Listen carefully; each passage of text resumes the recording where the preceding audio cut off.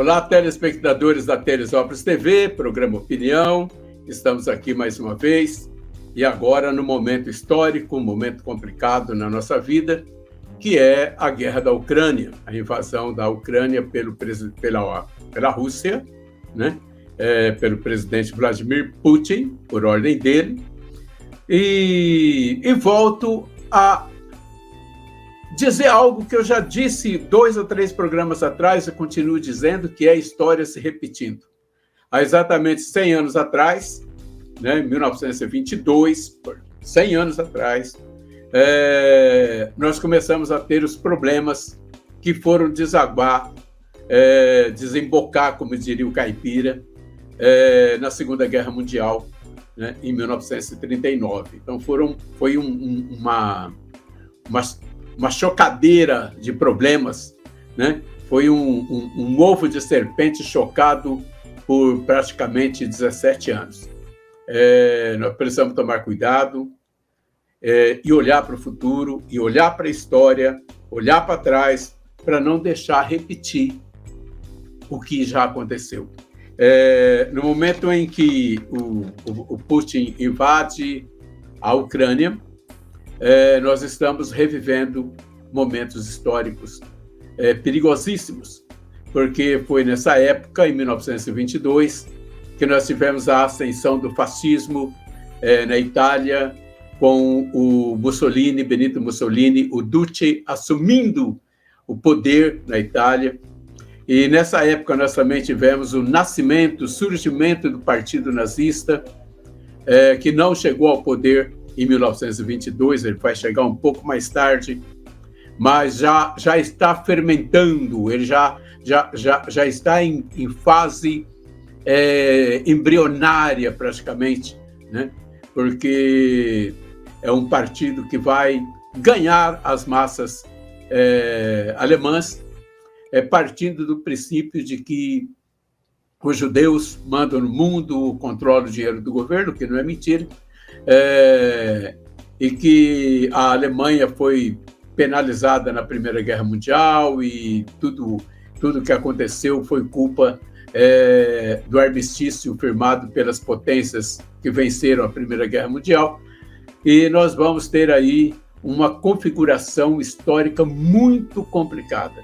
Aqui no Brasil, nós vamos ter a eleição no ano anterior, 1919, né, 3 anos atrás, a eleição do senhor Epitácio Pessoa, né, sem campanha eleitoral, ele nem estava no Brasil, assim como o nosso presidente Jair Bolsonaro não fez um pronunciamento sequer para a campanha eleitoral, participou de um debate, não participou de nada, não pediu voto na rua, né, porque estava, segundo os médicos, impossibilitado por causa da facada que ele levou, né, a pseudo-facada.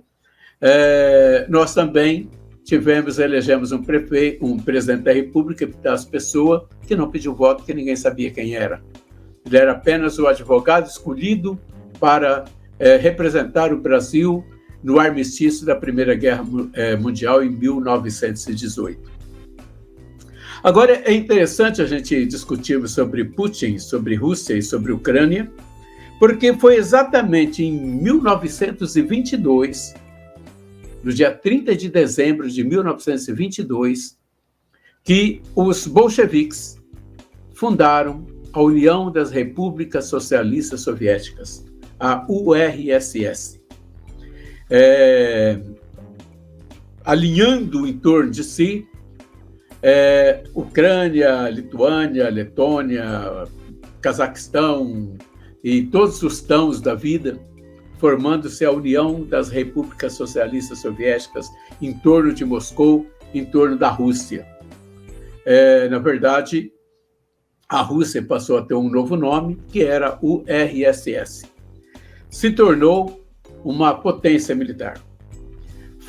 Saiu praticamente a grande derrotada da Primeira Guerra Mundial, 1918, para surgir depois, em 1940, 41, 42, como a grande potência que foi capaz de expulsar os nazistas que já estavam às portas de Stalingrado, já estavam chegando em Moscou, e os russos, os soviéticos, né? Não era russo, era soviético, porque tinha soldados de todas as nacionalidades dentro da URSS, da União das Repúblicas Socialistas Soviéticas, que foi empurrando os alemães de volta para a Europa, debaixo de um frio de 40 graus negativos, soldados alemães morrendo de tifo, de fome, de frio, e finalmente os russos entraram em Berlim dias antes dos aliados ocidentais entrarem em Berlim. E isso deu ao mundo uma divisão, né? Começou-se logo depois, em 1946, a Guerra Fria. De um lado, os Estados Unidos com seus aliados, e de outro lado, a União Soviética com seus aliados. Então, o mundo soviético fundou o que a gente chamava de Pacto de Varsóvia, ou Cortina de Ferro, em que era impenetrável, né? Era uma formação militar com soldados da União Soviética, Alemanha Oriental, Romênia, Hungria, Iugoslávia, né? Todos os países ali eslavos em volta da Rússia, de volta da União Soviética.